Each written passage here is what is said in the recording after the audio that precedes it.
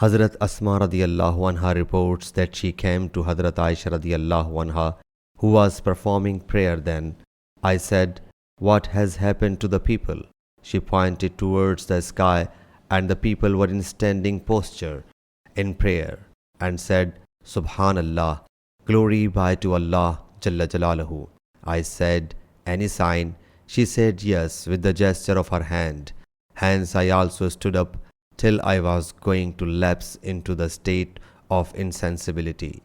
So I poured water on my head. The Prophet ﷺ praised and glorified Allah Jalla Jalaluhu, and then said, "There was nothing which had not been shown to me, but I saw it at this place, even I saw heaven and hell. So it was revealed to me that we would undergo a trial in the graves." I do not know whether Asma said similar or approximately similar to that of Dajjal. It will be said, "What do you know about this person?"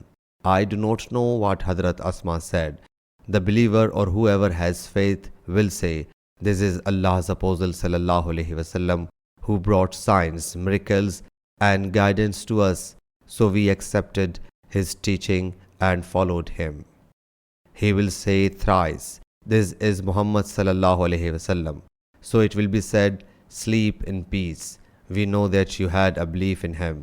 I do not know what Hazrat Asma said, whether the hypocrite or a suspicious will say, "I do not know. Whatever I heard from the people, I said the same." Sahih Bukhari, Hadith number 86.